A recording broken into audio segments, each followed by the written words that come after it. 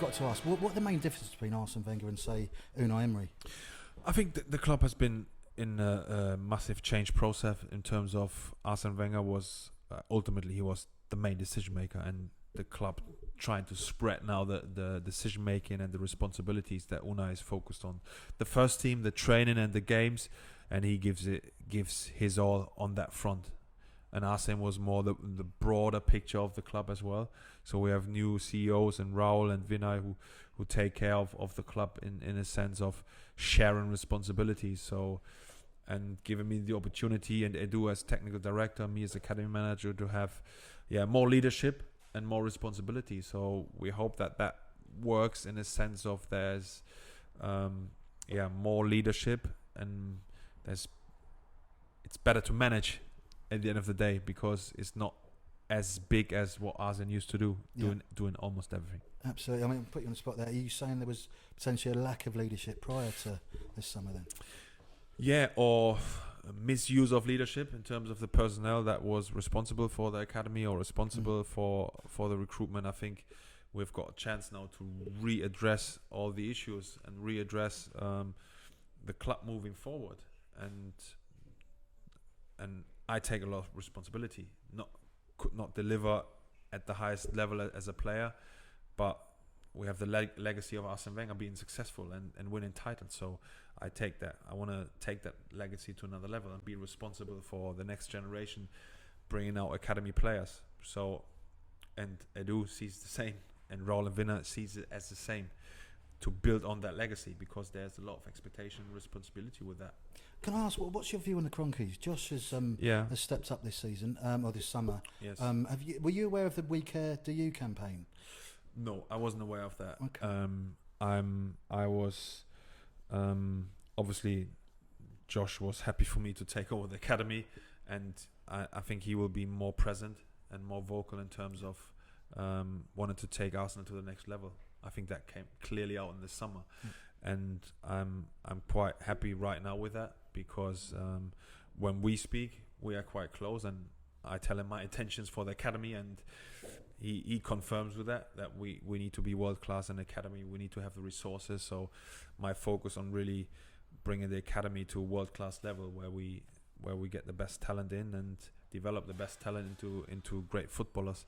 So, and he's on board with that. And that's kind of where I address my full energy right now. So the communication I have with him, entrusting me and giving me a kind of the funds to do so are quite very positive right now. So I'm really pleased. Absolutely. And I mean, you touched on your book on Mesut Ozil. Yeah. What's your take on him? He can be a genius. You know, he can be a genius and take Germany to another level, Arsenal to another level. I've played with him in many occasions, but sometimes he's just fine with the status quo. Sometimes we just misinterpret his nature, and he is sometimes laid back, sometimes he's not chasing down, but actually what he does on the pitches can be amazing. So we need to take it, we need to embrace him fully on, you know. We gave him that big contract, so he needs to be one of our focus players, and let's hope that he can come back to his best and just deliver those magic moments no one else can deliver. Absolutely. I mean, how far can this team go under Unai now? At the moment, I think we're well managed, but we want to come back to Champions League. That should be the short-term focus is Champions League football this season. When I look to the seasons ahead, I'm thinking of competing for Premier League titles and winning those. But that's easy to say. I think short-term, everyone wants to go back to the Champions League, because we're not at the moment. Man City and Liverpool are the main focus. They are competing against each other for the title, and probably for the Champions League as well.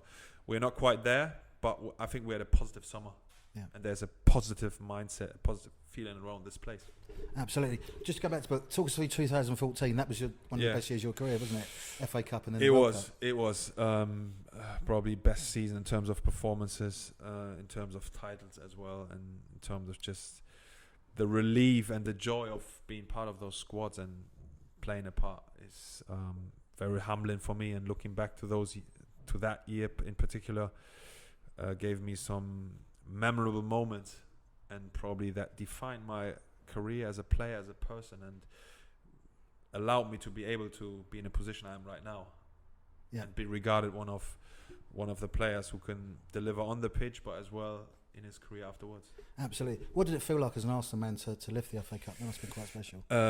Very special to deliver something for the fans, because I almost thought those occasions at Wembley just kept the connection going, and the belief in the team, because when you look back at those trophies, 14, 15 FA Cup wins, we were expected to win it against Hull, against the Aston Villa, but the 2017 title against the champions were mega special, being total underdogs.